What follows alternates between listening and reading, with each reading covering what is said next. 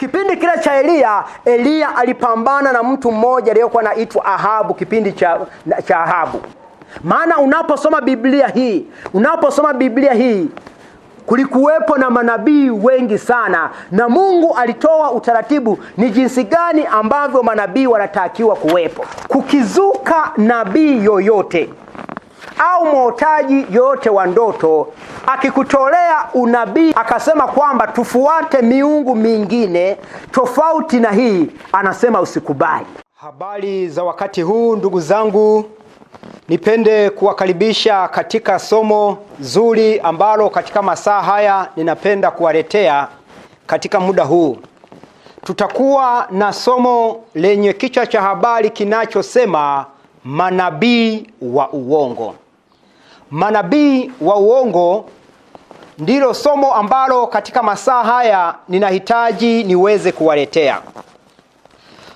Unaposoma Biblia, Yesu alitabiri kwenye kitabu kile cha Mathayo sura ya 24, akatabiri kwamba katika wakati wa siku za mwisho pangeweza kutokea na manabii wa uongo.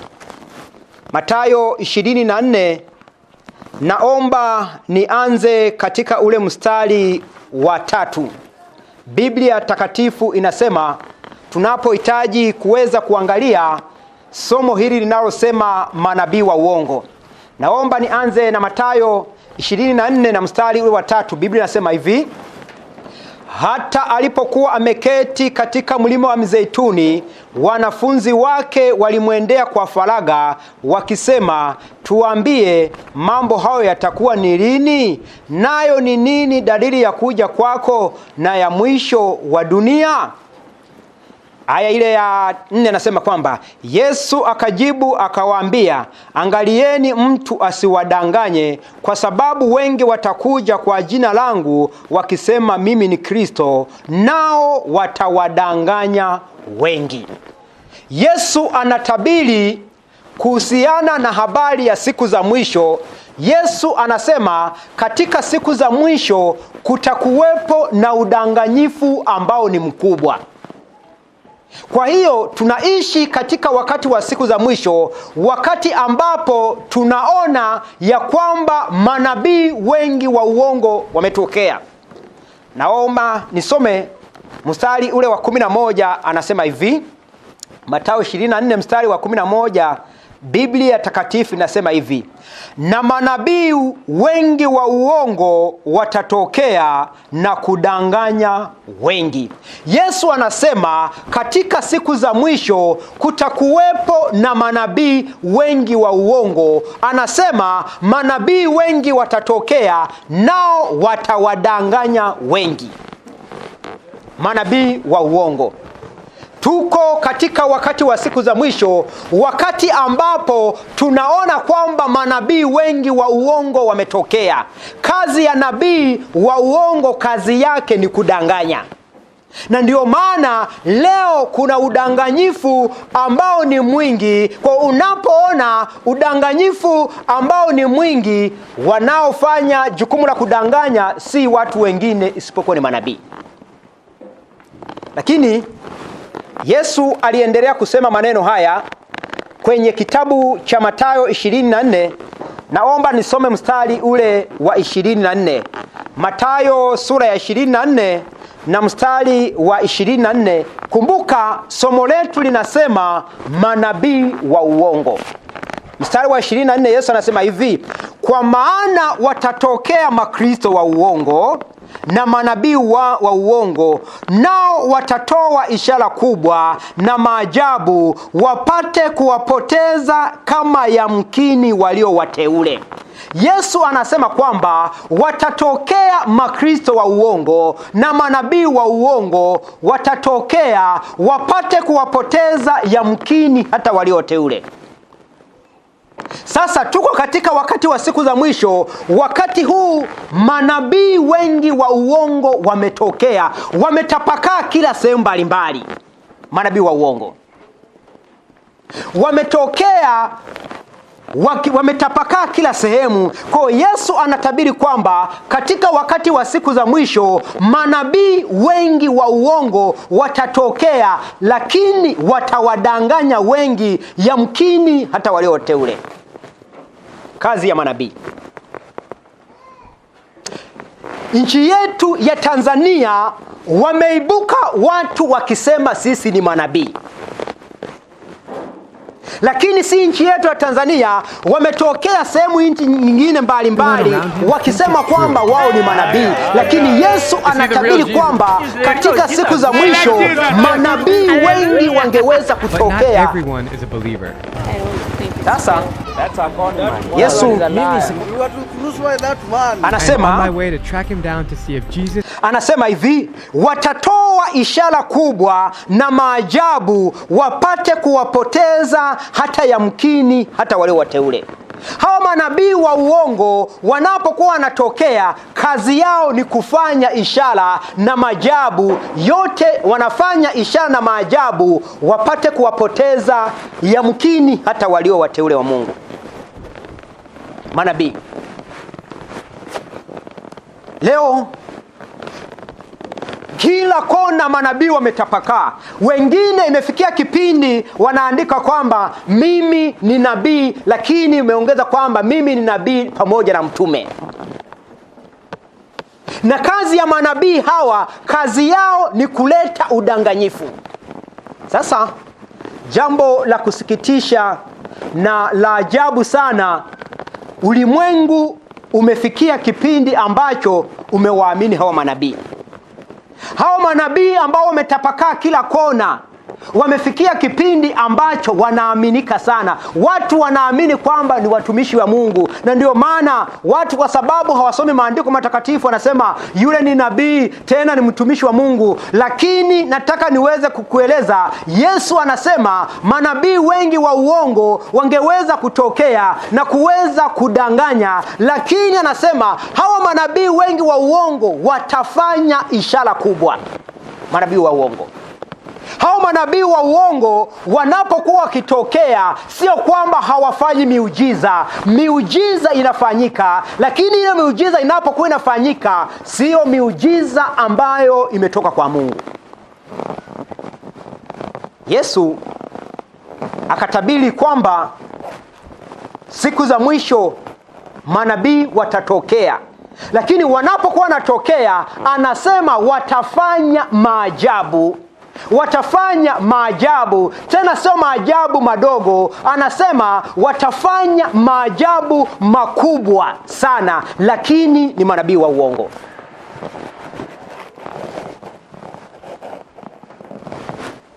Lakini Yesu aliendelea kusema hivi.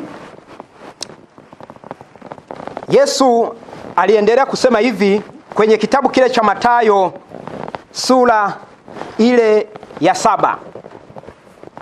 Katika somo hili linalosema nabii wa uongo, Yesu alisema hivi kwenye kitabu cha Mathayo sura ya 7 na mstari ule wa kitabu kile cha Mathayo sura ile ya 7 na mstari ule wa 15.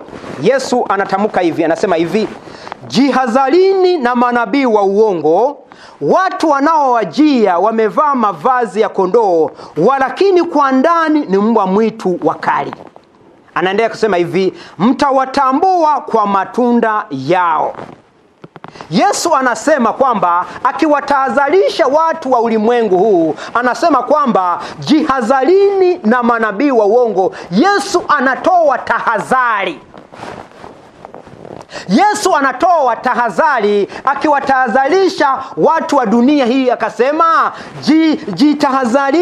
jihadharini na manabii wa uongo, watu wanaowajia wamevaa mavazi ya kondoo, walakini kwa ndani ni mbwa mwitu. Anasema mtawatambua kwa matunda yao. Manabii wa uongo, manabii wa uongo kila sehemu wametapakaa. Tena wanasema kwamba mimi Mungu amenionyesha kwamba mimi niweze kuwa nabii.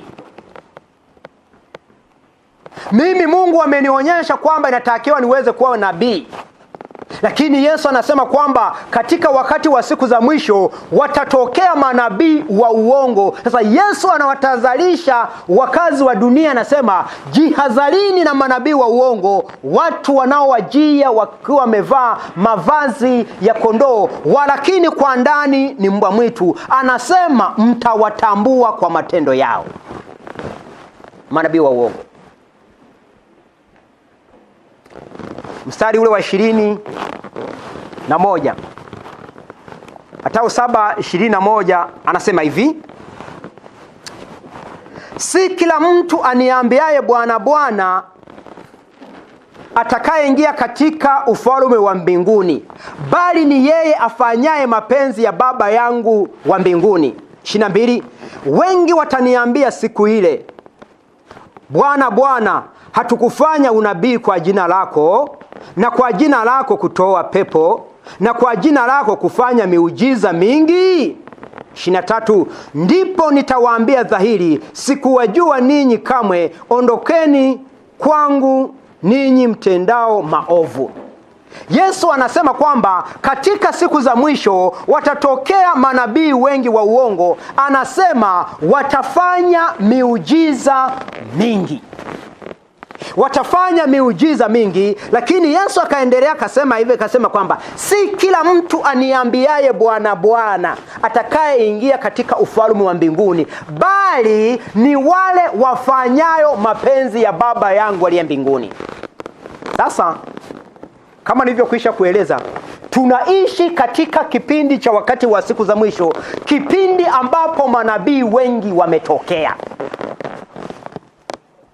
Halafu manabii hao wanapokuwa wanatokea, nabii anapokuwa anatokea, anakuja na Biblia. Kama hii Biblia mnayoona nilishika mkono, anakuja na Biblia hii, anasema Bwana Yesu asifiwe, haleluya, Bwana Yesu asifiwe, haleluya, akisema mimi ni nabii na mimi ni mtume. Lakini nataka nikueleze kwamba Yesu anatabiri kwamba wakati wa siku za mwisho watu wajihadhari na manabii, ambao manabii watakuja wakiwa wamevaa vazi la mkondoo, lakini kwa ndani ni mbwa mwitu. Manabii wa uongo. Manabii wa uongo wanapokuwa wanakuja wameshika Biblia. Wanakuja wameshika Biblia, lakini kile wanachofundisha, wanafundisha kitu ambacho kabisa ni tofauti na maandiko matakatifu. Yesu akasema mtawatambua kwa matendo yao. Lakini unaposoma Biblia, Mungu alitutahadharisha. Halafu Mungu alitupa njia ya kuweza kumtambua kwamba huyu ni nabii wa kweli na huyu ni nabii wa uongo. Kitabu kile cha Kumbukumbu la Torati. Kumbukumbu la Torati sura ile ya 13. Kumbukumbu la Torati sura ile ya 13, naomba nianze na mstari wa kwanza. Mungu anasema hivi, Kumbukumbu la Torati sura ile ya 13 na mstari wa kwanza.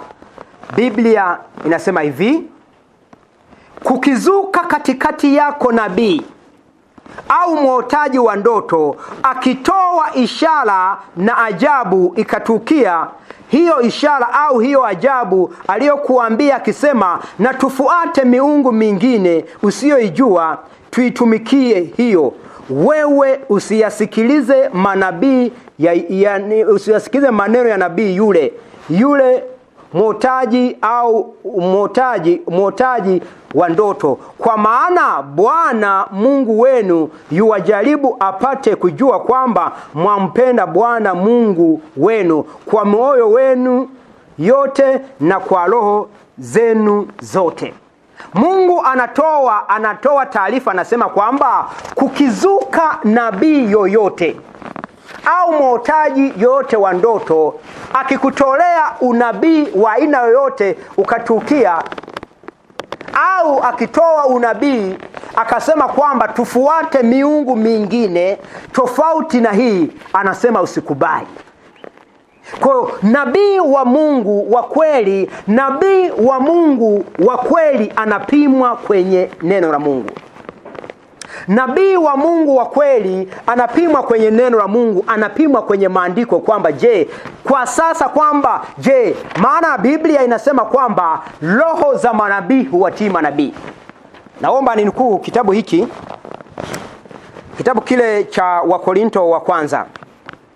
Wakorinto wa kwanza sura ile ya 14. Wakorinto wa kwanza sura ile ya 14, Biblia takatifu inasema hivi. Wakorinto wa kwanza sura ya 14 na mstari ule wa 32 anasema hivi.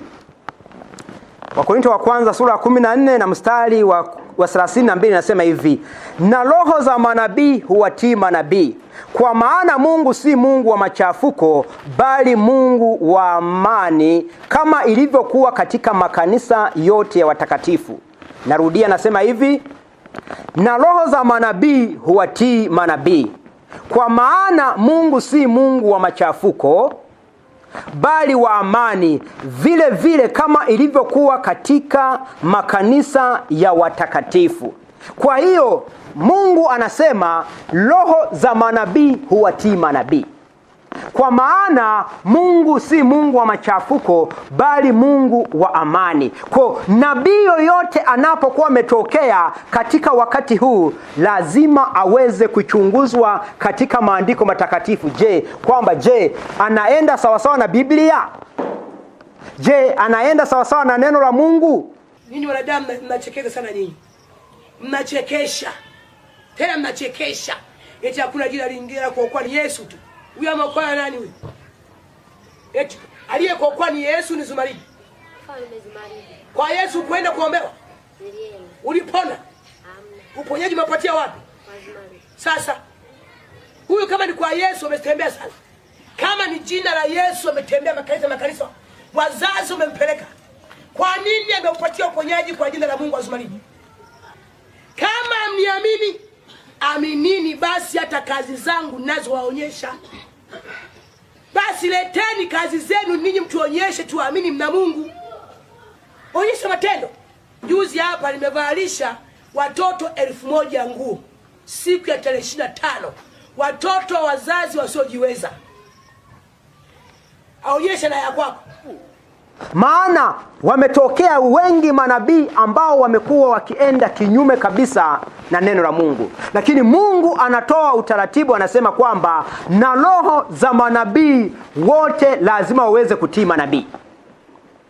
Kwa nabii wa Mungu, nabii wa kweli anapimwa kwa njia ya neno la Mungu. Sasa leo pametokea manabii wengi. Pametokea manabii wengi ambao hawa manabii wameleta udanganyifu mkubwa. Wameleta udanganyifu mkubwa sana. Wameleta udanganyifu mkubwa sana. Sasa Yesu alitamka kwenye kitabu kile cha Mathayo sura ya 24, akasema hawa wangeweza kufanya miujiza mingi. Leo kumetokea na manabii wengi ambao wametapakaa kila sehemu wakisema kwamba wanafanya miujiza. Wanafanya miujiza. Wametokea manabii wengi ambao wametapakaa kila kona, wanawaita watu kwamba njoo uombewe, njoo upokee muujiza wako, njoo uombewe, njoo upokee muujiza wako. Na watu wengi, utitiri wa watu wengi wamekuwa wakimiminika, wakienda kwenye mikutano ya manabii wa uongo, wakizania kwamba wale ni manabii wa kweli. Manabii wa uongo. Hao manabii wa uongo wanapokuwa wanatukia, wanakuwa wanashika Biblia. Wanashika Biblia. Kwa hiyo kama sio msomaji wa neno la Mungu, itakuwa ni vigumu sana kuweza kubaini kwamba huyu ni nabii wa uongo au si nabii wa uongo. Lakini Yesu anaposema kwenye kitabu cha Mathayo, anasema watafanya miujiza mingi sana. watafanya miujiza mingi sana. Lakini leo wengi wakiona mtu anaombea anasema toka kwa jina la Yesu, wanasema kwamba huyu ni nabii wa kweli. Leo wakiona mtu yoyote anaombea ameshika Biblia anasema toka kwa jina la Yesu, tena wanamuita kwamba ni mtumishi. Nataka nikwambie katika masaa haya Yesu alitabiri kwamba wakati wa siku za mwisho manabii wangeweza kutokea wakaleta mafundisho ya uongo. Halafu manabii wa uongo wakafanya miujiza mingi sana. Tumeshuhudia nchi yetu ya Tanzania, manabii wengi wa uongo wametokea. Yesu akiwatahadharisha wakazi wa dunia akasema, jihadharini na hawa manabii, watu wanaowajia wakiwa wana mavazi ya kondoo, walakini kwa ndani ni mbwa mwitu wakali sana. Ni mbwa mwitu wakali sana. Manabii wa uongo.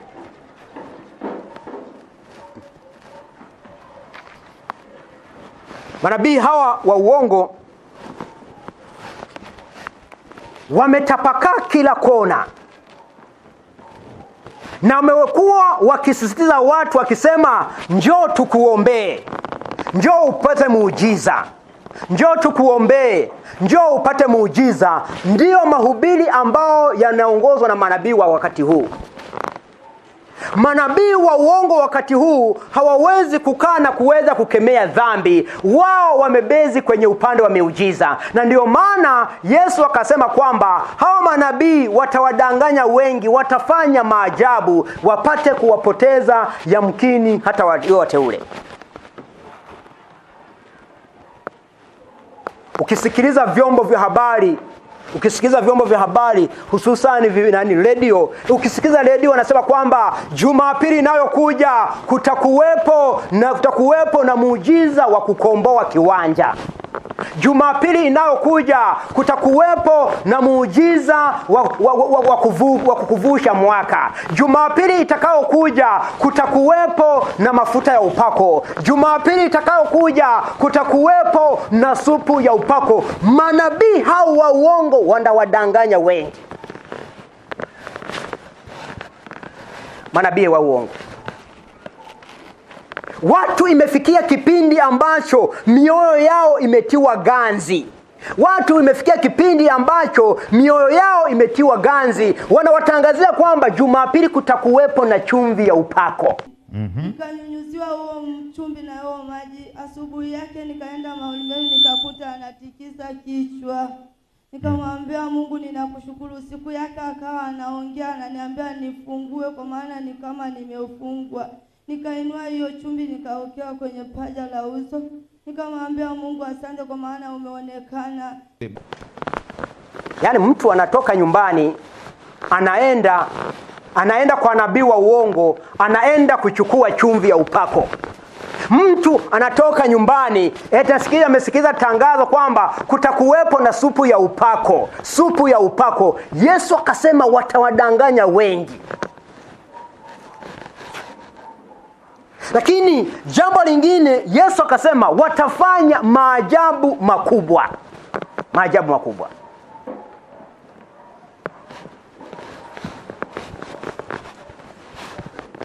Mungu akatoa tahadhari. Mungu akatoa mwelekeo. Akasema kwamba pakizuka nabii yoyote akikwambia kwamba tufuate miungu mingine usiyoijua wewe, usifuate.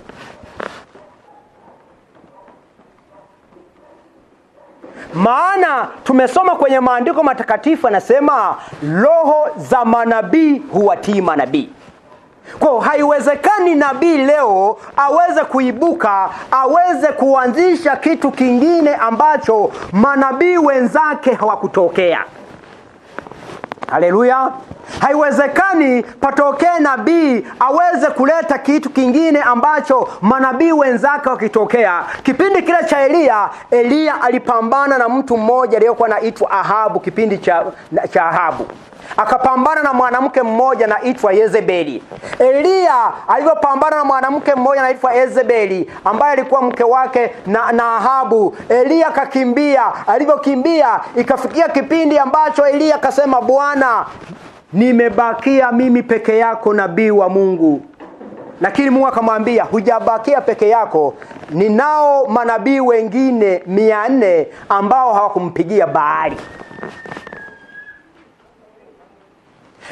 Nimejisazia manabii wengine ambao hawakumpigia magoti Baali. Kwa unaposoma Biblia kulikuwepo na manabii wengi. Na manabii wengi hawa wote walienda sawasawa na neno la Mungu ambao ni Biblia. Lakini manabii wa leo wanaenda kabisa tofauti na Biblia. Tofauti kabisa. Na wamefanya udanganyifu mkubwa. Kwa sababu mioyo yetu imetiwa ganzi, leo tukiona mtu anayehubiri, leo tukiona mtu anayekemea kwa jina la Yesu, tunasema yule ni nabii. Yesu akasema, mtawatambua kwa matunda yao. Yesu akasema kwamba mtawatambua kwa matendo yao. Lakini Yesu aliendelea kusema tena jambo la namna hii kwenye kitabu kile cha Matendo ya Mitume. Kuna jambo ambalo hawa manabii wa uongo wamekuwa wakilifanya. Hawa manabii wa uongo wamekuwa wakilifanya kwenye kitabu kile cha Matendo ya Mitume sura ile ya 2. Matendo ya Mitume sura ile ya 2, naomba nianze na kusoma mstari ule wa kwanza. Matendo ya Mitume sura ile ya 2 na mstari wa kwanza. Hawa manabii wa uongo wanachofanya, kazi yao ni udanganyifu. Biblia inasema hivi: hata ilipotimia siku ya Pentekoste, walikuweko wote mahali pamoja. Kukaja ghafula toka mbinguni uvumi kama uvumi wa upepo kwa nguvu, ukaenda kwasi, ukaijaza nyumba yote waliokuwa wameketi. Kukawatokea ndimi zilizogawanyika kama ndimi za moto uliowakalia. Anasema uliowakalia kila mmoja wao. Wote wakajazwa Roho Mtakatifu, wakaanza kusema kwa lugha nyingine kama Roho alivyowajalia kutamka. Hawa manabii wengi wa uongo wamekuwa wakitumia andiko hili la kitabu cha Matendo ya Mitume tofauti kabisa. Wamekuwa wakisema kwamba mitume walipopata Roho Mtakatifu walisema kwa lugha mpya, ambacho Biblia haisemi hicho. Biblia inasema kwamba hawa mitume walipopokea Roho Mtakatifu walisema kwa lugha nyingine kama Roho alivyowajalia kutamka. Sasa unakuta kwenye makanisa ya leo hawa manabii wa uongo ni vituko. Mara utaona Bwana Yesu asifiwe, Fiziki za magadash eregragagagagagagagagagagagagagadash parotogondo prasite rondo ko baba sita kalito ekomo libriti zuzu shada gadada subrede dos eyakush minu ifiziki za magadash eregragagagagagagagagagagagagadash Akimaliza anasema hapo, nilikuwa kwenye maono. Utakapoona ishara za namna hiyo, maombi ya namna hiyo, ni maombi ya manabii wa uongo. Maandiko matakatifu yanasema mitume walipopokea Roho Mtakatifu walisema kwa lugha zingine, sio kwa lugha mpya. Walisema kwa lugha nyingine, sio kwa lugha mpya. Naomba niendelee na mstari ule wa 5.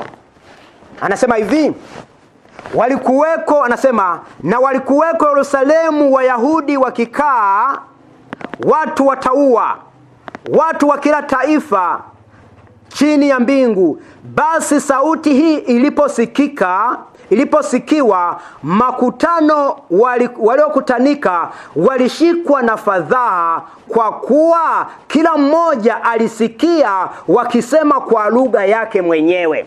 Kipindi kile mitume walipokuwa wamejazwa Roho Mtakatifu, walisema kwa lugha zingine. Wakati wanasema kwa lugha zingine, kulikuwepo na mataifa mengi. Kwa wakati mitume wanasema hivi, wale mataifa walisikiliza kwa lugha zao. Sasa leo makanisani manabii wengi wa uongo wamekuwa wakisema haleluya, hashapakala shakapakala, hashapakala pakala. Anasema kwamba nimepokea Roho Mtakatifu, ninanena kwa lugha. Tena ukimuuliza, je, hiyo lugha unayosema ni lugha gani? Anasema nanena kwa lugha mpya. Yesu akasema, jihadharini na manabii wa uongo, watu wanaowajia wakiwa wamevaa nguo ya kondoo, lakini kwa ndani ni mbwa mwitu wakali. Anasema mtawatambua kwa matunda yao. Maandiko matakatifu hayasemi kwamba mitume walipopokea mtakatifu kwamba walinena kwa lugha mpya, isipokuwa walinena kwa lugha ambazo watu walipokuwepo pale walisikia. Je, watu walipokuwepo pale walisikia? Naomba niendelee kusoma kwenye kitabu hiki cha Matendo ya Mitume. Anasema hivi, naomba nisome mstari ule wa 6. Basi anasema hivi, basi sauti hii iliposikiwa, makutano waliokutanika walishikwa na fadhaa, kwa kuwa kila mmoja alisikia wakisema kwa lugha yake mwenyewe. Anasema hivi, mstari ule wa 7. Mstari wa 7 wanasema hivi, wakashangaa wote, wakastaajabu, wakaambiana, tazama, hawa wote wasemao si wa Galilaya? Imekuwaje basi sisi kusikia kila mtu kwa lugha yetu tuliozaliwa nayo? Wakati mataifa walipokuwa wamekusanyika, watu wa aina mbalimbali, palikuwepo na kabila mbalimbali, kila mmoja alisikia kwa lugha yake mwenyewe. Kwa mfano, mimi hapa ninaongea, mimi ni Muha. Mimi ni Muha. Nikiongea, kwa mfano hapa nikiongea, ninapokuwa ninaongea, kama kuna Msukuma atasikiliza, kama kuna Mrengereko atasikiliza, kama kuna Masai atasikiliza. Ndivyo ilivyokuwa, sio kwamba walinena kwa lugha mpya. Anaendelea kusema hivi, mstari ule mstari wa 9 anasema hivi. Anasema watu waliokuwepo ni hawa. Anasema Walipathi na Wamedi na Waalemi, nao wakao Mesopotamia ya Uyahudi na Kapadokia na Ponto na Asia na Frigia na Pamfilia na Misri na pande za Libya karibu na Krete, na wageni kutoka Rumi na Wayahudi na waongofu. Anasema mstari wa 11, na Wakrete na Waarabu tuliwasikia hawa wakisema kwa lugha zetu. Palikuwepo na mataifa, kulikuwepo na Waarabu, kulikuwepo na Wajemi, kulikuwepo mataifa mbalimbali. Wakati mitume wanapokea Roho Mtakatifu wakinena kwa lugha, anasema tulisikia wakinena kwa lugha zetu, ambavyo ni tofauti kabisa na manabii hawa uongo. Hawa manabii wa uongo anasema wanasisimuka, Bwana Yesu asifiwe. Akimaliza kusema hivyo, ukimuuliza, nani mchungaji, ulikuwa unasema kitu gani? Anasema nilikuwa katika roho. Sasa umezungumza kitu gani? Haelezi kabisa. Kwa unapoona watu wa namna hiyo, tambua hao ni manabii wa uongo, na siku zote manabii wa uongo wanaenda kinyume na Biblia kabisa. Sasa Biblia hii ninaipenda sana. Haleluya. Biblia hii ninaipenda sana. Hii Biblia ninaipenda sana, maana katikati ya Biblia hii anasema ndipo zitokazo chemichemi za uzima. Katika maandiko matakatifu ndipo zitokazo chemichemi za uzima. Ukisoma Biblia hii inatamka maneno haya.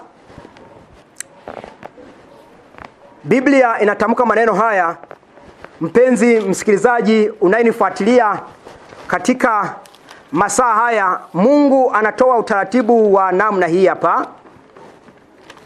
Mungu anatoa utaratibu wa namna hii.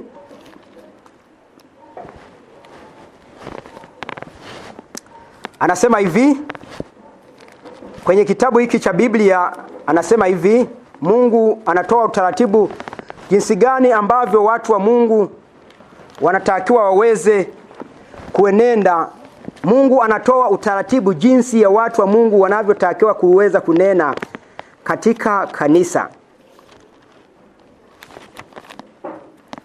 Kitabu kile cha Matendo, kitabu kile cha Wakorinto wa kwanza sura ya 14. Naomba nianze na mstari ule wa 26. Sikiliza mpenzi msikilizaji wangu, kitabu cha Wakorinto wa kwanza sura ile ya 14, naomba nisome mstari ule wa 26. Biblia inasema hivi: basi ndugu, imekuwaje mkutanapo pamoja, kila mmoja ana zaburi, ana fundisho, ana ufunuo, ana lugha na tafasiri ya mambo yote, na yatendeke kwa kusudi la kujenga. 27. Kama mtu akinena, sikiliza sasa, Mungu anasema hivi, kama mtu akinena kwa lugha, wanene wawili au watatu, si zaidi, tena kwa zamu. Tena anasema tena zamu kwa zamu, mmoja na afasiri. Biblia inasema kwamba kama watu wananena, wanene wawili, tena anasema kwa zamu, mmoja afasiri. Sasa imekuwa ni kinyume kabisa. Hawa manabii wengi wa uongo wamefanya kinyume kabisa na neno la Mungu. Mungu anasema kama kuna mtu anahitaji kuweza kunena, wanene wawili au watatu kwa zamu, mmoja afasiri. Kama mtu ameongea Kiingereza, pawepo na mtu wa kuongea Kiswahili ili watu waweze kusikiliza Kiswahili. Lakini imekuwa ni tofauti kabisa, imekuwa ni tofauti. Anaendelea kusema hivi katika ule mstari ule wa 28, anasema hivi, mstari ule wa 28, lakini isipokuwapo mwenye kufasiri na anyamanze katika kanisa. Anasema hivi, lakini asipokuwepo mwenye kufasiri na anyamanze katika kanisa, asema nafsi yake tena na Mungu. Na manabii wanene wawili au watatu, na wengine wapambanue. Mungu anasema manabii anapokuwa ananena, shapakala, pawepo na mtu mwingine wa kuweza kufasiri. Shabagara inamaanisha kitu gani? Kama hayupo wa kutoa fasiri ya neno hilo, Biblia takatifu inasema wanyamaze. Inasema wanyamaze. Sasa leo imekuwa ni kinyume kabisa. Imekuwa ni kinyume. Anaendelea kusema hivi. Anasema hivi, lakini anasema mstari ule wa 30, lakini mwingine aliyeketi akifunuliwa neno, yule wa kwanza na anyamanze, kwa maana ninyi nyote mwaweza kuhutubu mmoja mmoja, ili anasema ili wote wapate kujifunza na wote wafarijiwe. Unaposema shapakala, je, watu wanaelewa nini? Halafu wanajifunza nini? Lengo la Mungu kutamka neno ni kwamba watu waweze kuelewa na waweze kujifunza. Ni sawasawa mimi hapa ninayehubiri, nikianza kunena kwa lugha mimi niliyozaliwa nayo, kama hakuna mtu wa kufasiri, kama kuna watu ambao hawajui lugha yangu, ni bora niweze kunyamaza, kwa sababu kila ninachokihubiri maana yake watasikia lakini hawataelewa maana yake. Kwa mujibu wa maandiko matakatifu anasema kama kuna mtu anataka kunena, anene pawepo na mtu wa kufasiri, kusudi watu waweze kusikiliza kile kinachonenwa. Kama hayupo wa kuweza kufasiri, Biblia inasema kwamba hao watu waweze kunyamaza. Biblia ninaipenda sana. Inatoa utaratibu ni jinsi gani ambavyo watu wa Mungu wanavyotakiwa kuweza kuenenda. Katika ule mstari ule wa 30 nasema hivi: lakini mwingine aliyeketi akifunuliwa neno, yule wa kwanza na anyamaze, kwa maana ninyi nyote mwaweza kuhutubu mmoja mmoja, ili wote wapate kujifunza na wafarijiwe. Mstari wa 32 anasema kwamba na roho za manabii huwatii manabii, kwa maana Mungu si Mungu wa machafuko, bali wa amani, kama vile ilivyo katika makanisa ya watakatifu. Kwenye makanisa ya watakatifu kuna utaratibu. Kwenye kanisa la Mungu kuna utaratibu, lakini kwenye kanisa lingine ambalo sio la Mungu, kwenye kanisa la Mungu kuna utaratibu. Sasa Mungu anatoa utaratibu. Anasema roho za manabii huwatii manabii, kama ilivyo anasema na roho za manabii huwatii manabii. Mungu si Mungu wa machafuko, bali Mungu wa amani, kama vile ilivyo katika makanisa ya watakatifu. Kwenye makanisa ya watakatifu, mtu akiongea Kiingereza inatakiwa pawepo na kufasiri Kiswahili. Akiongea Kiingereza, akiongea Kiingereza sehemu ambapo kuna watu ambao hawajui Kiingereza, inatakiwa kihubiri Kiingereza pawepo mtu wa kufasiri Kiswahili, kusudi Wandengeleko na Wazalamu pamoja na Wagogo pamoja na makabila mengine ambao hawajui Kiingereza waweze kuelewa. Lakini kama hamna mtu wa kufasiri, Biblia inasema huyo mtu anyamaze, kwa sababu kile yanachokisema hakiwezi kuwajenga watu, wala hakiwezi kuwajenga. Manabii wa uongo. Sasa manabii wengi wa uongo wametokea wakisema mimi nimepewa ufunuo. Haleluya. Nimepewa ufunuo. Haleluya. Hashapakala paka. Unaposikiliza mienge ya namna hiyo, ni mienge ya kishetani. Mungu ana utaratibu wa Mungu kwamba watu wanene 2 au 3 na mwingine afasiri, kusudi kile kinachofundishwa kiweze kueleweka. Yesu alivyotabiri akasema kwamba wakati wa siku za mwisho hawa manabii wengi wangeweza kudanganya, na kweli ulimwengu huu umedanganyika.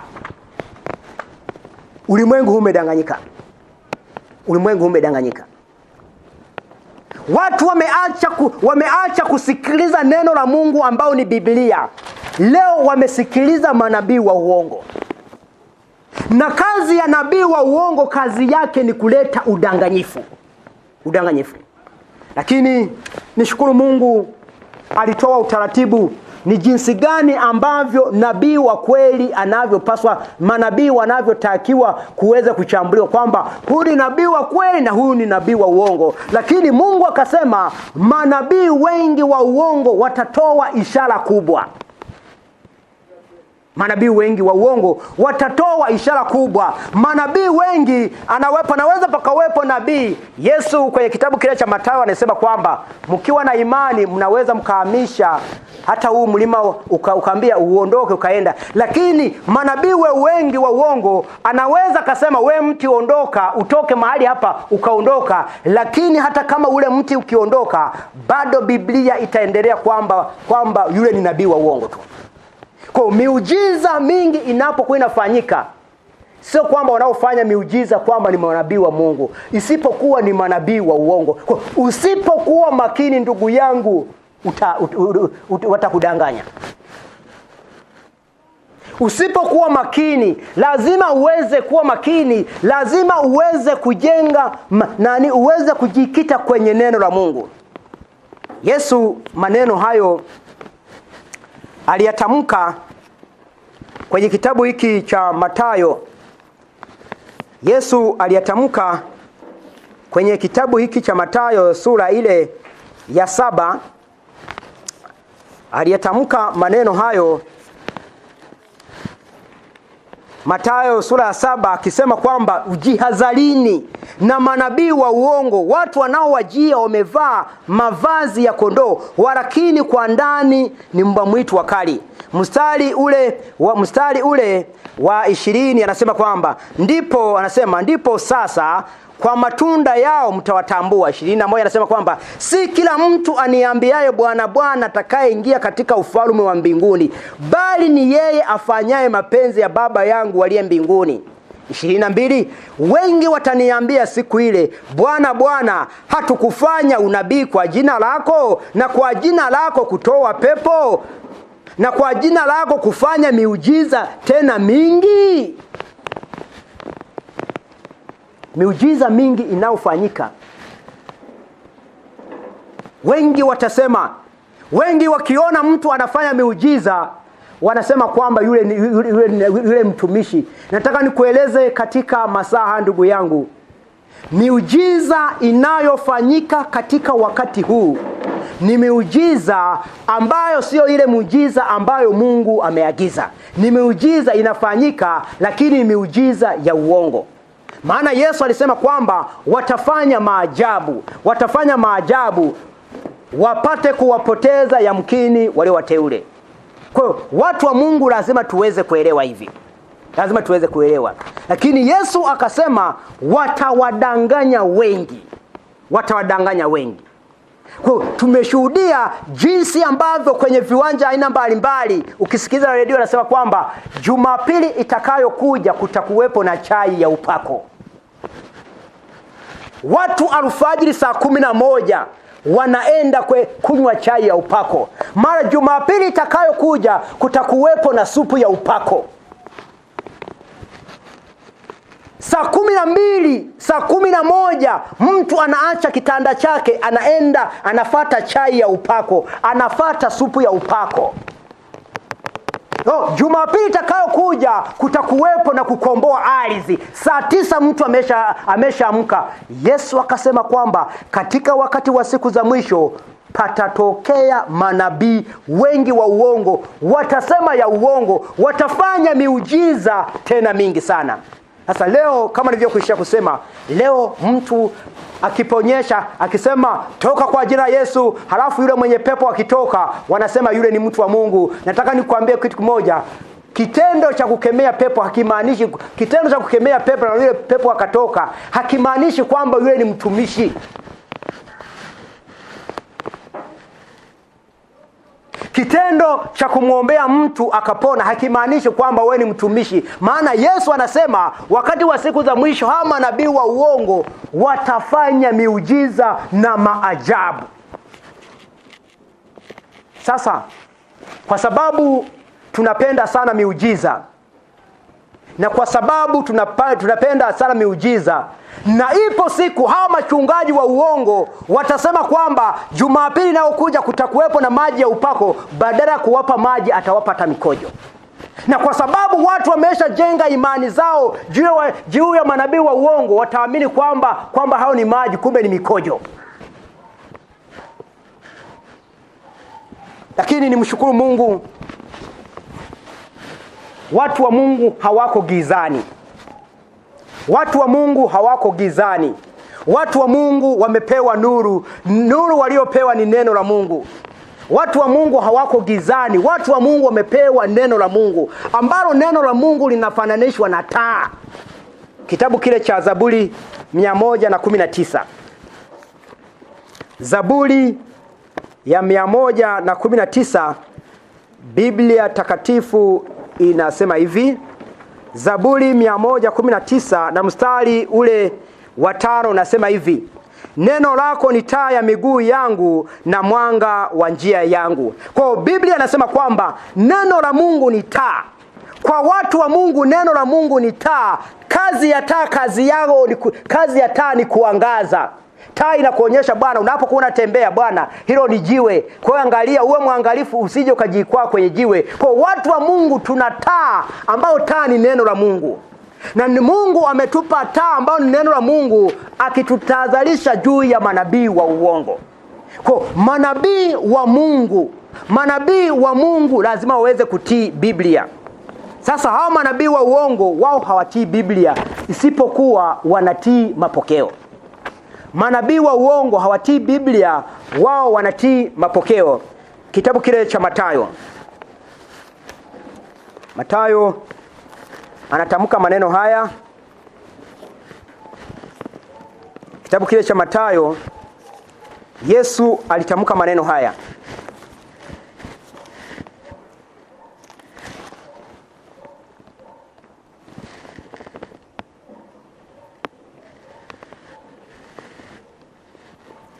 Mathayo 15, naomba ninukuu na mstari ule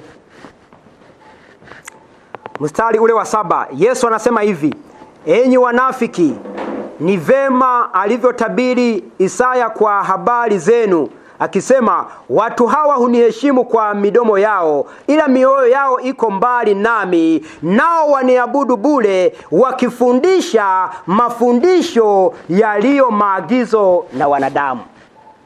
Huu ulikuwa ni utabiri wa Isaya. Anasema kwamba watu hawa waniabudu bure, nao wanafundisha mafundisho yaliyo maagizo ya wanadamu. Sasa leo watu wengi wanapenda kusikiliza mafundisho yaliyo maagizo ya wanadamu, lakini maagizo ambayo Mungu ametoa hawataki kusikiliza. Kwa nipende kutoa wito katika masaa haya, tangia sasa, tangia wakati huu, lazima urudi kwenye msingi wa Biblia. Lazima urudi katika msingi wa Biblia. Kurudi kwenye msingi wa Biblia ni kufuata kile ambacho Mungu alichotoa juu ya manabii. Maana unaposoma Biblia hii kulikuwepo na manabii wengi sana, na Mungu alitoa utaratibu ni jinsi gani ambavyo manabii wanatakiwa kuwepo. Unaposoma Biblia hii kuanzia kitabu cha Mwanzo mpaka kitabu cha Ufunuo, hakuna nabii yoyote aliyepumzika Jumapili. Unaposoma Biblia hii kuanzia Mwanzo sura ya 1 mpaka kitabu cha Ufunuo, hakuna nabii yoyote aliyepumzika siku ya Ijumaa, isipokuwa manabii wote walipumzika siku ya 7 ambayo ni Jumamosi. Kwa sababu gani? Kwa sababu Mungu alisema wapumzike. Sasa manabii wa leo wanaojiita kwamba ni manabii, maana unaposoma kwenye kitabu cha Isaya, palikuwepo na nabii Isaya. Kwenye kitabu cha nabii Isaya anasema kwamba kama ukigeuza mguu wako usihalifu Sabato. Haya, unaposoma kitabu cha Injili, hao manabii wanasema kwamba wanamfuata Yesu. Unaposoma kwenye kitabu cha Luka anasema hivi, Luka sura ile ya 4 na mstari ule wa 16, Biblia inasema kwamba Yesu akaenda Nazareti, mahali alipolelewa, na siku ya Sabato akaingia katika sinagogi kama ilivyokuwa desturi. Kwa hiyo manabii wote walitunza Sabato. Sasa leo manabii tulio nao mitaani ambao wametapakaa wanatunza Jumapili, ambayo ukisoma ndani ya maandiko matakatifu huwezi ukaona andiko linalosema kwamba watunze Jumapili. Kwa utakapoona nabii yoyote kama hatunzi Sabato, huyo ni nabii wa uongo. Mungu aweze kukubariki. Mungu aweze kukubariki. Lakini kabla sijatoka naweza nikasema jina langu naitwa Mwinjilisti Timotheo Alexander. Namba yangu ya simu unaweza ukanipigia kwa namba ifuatayo: 0752 43 21 26. Narudia 0752 43 21 26. Nipigie muda wowote ili tuweze kujifunza zaidi. Mungu aweze kuwa nawe. Amina.